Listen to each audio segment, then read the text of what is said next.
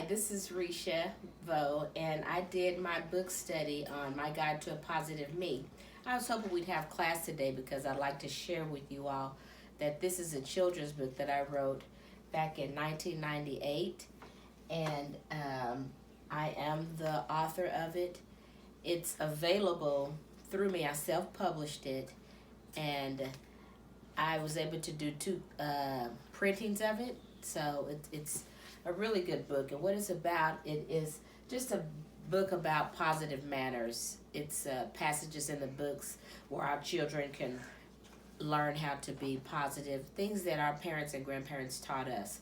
Like some of the things that are up here on my board are like to always say thank you when someone does something for you, help with chores around the house, exercise daily, eat healthy foods, always tell the truth, get plenty of rest, walk away from trouble if trouble arises, don't spread rumors, donate old clothes to Goodwill or give them away, read more books and watch less TV, and one of my most important ones is always to have a positive attitude.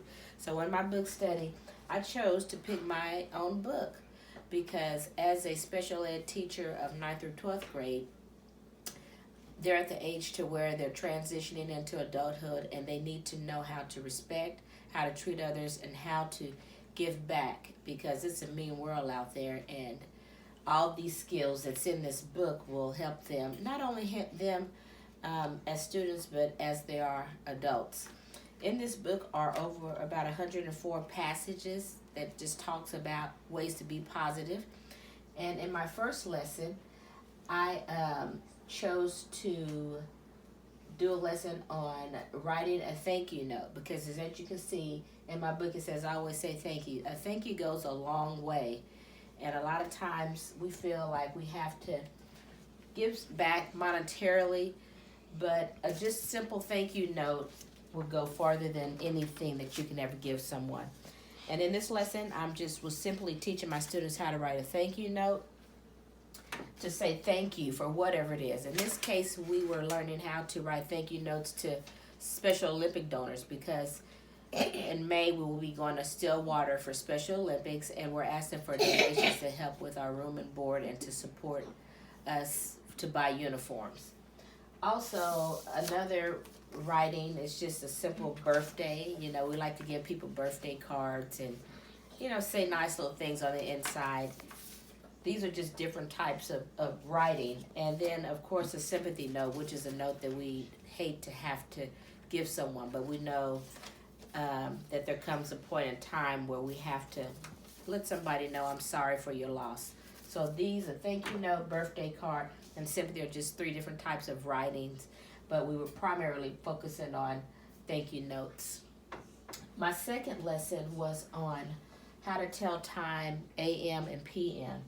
And I have some worksheets that just list the time because my students right now in our school, they took out all of the analog clocks and put in the digital ones. And that's such a hindrance for our students who don't know how to tell time.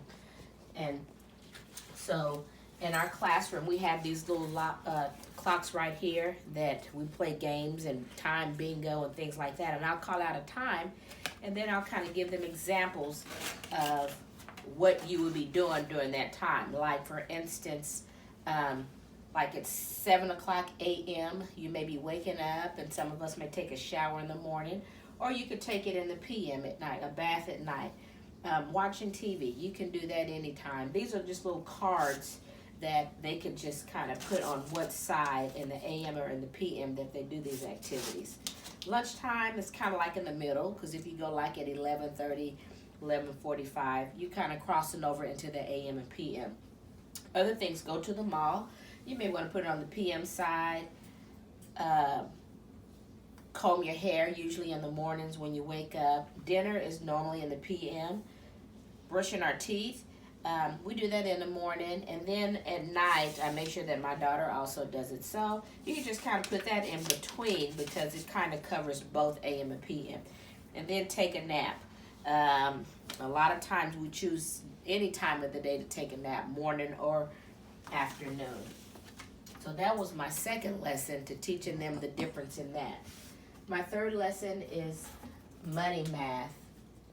And it's so important that our children know how to count money, because as they get older, they're going to find jobs. And if you don't know how to count your money, then somebody will sometimes try to take advantage of you. So it's very important that they know the different currencies. And we have money here. We have $1, $5, $20, $100 bill, and there's a $5 somewhere. And I would use real money if I had it. You know, I may have a $1 bill or a $5 bill, but you'll never see a $100 bill in my wallet. So best thing to do is just come up with this play money for them. And then here's also coin currencies that they use: pennies, dimes, nickels, things like that. And then here's a worksheet. The worksheet talks about, you have, this is I think 3/4, and then you write down how much it is. So we get in groups and we do this, and it's just in the classroom. We have 3 groups in my classroom, and we just play games and do different assignments like that. Again, there's so many activities that I use with just my book that my students can benefit from. In here, I also have something like say yes and no instead of yep and nope.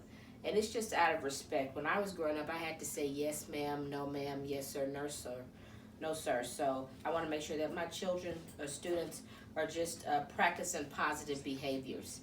I hope you enjoyed my book study. It was a fun project, and again, I enjoyed the class, and I hope to have another class with all of you. And I don't have many books, but I will be trying to do, get more copies if ever you're interested. Again, my name is Resha. Thank you very much. My book is My Guide to a Positive Me.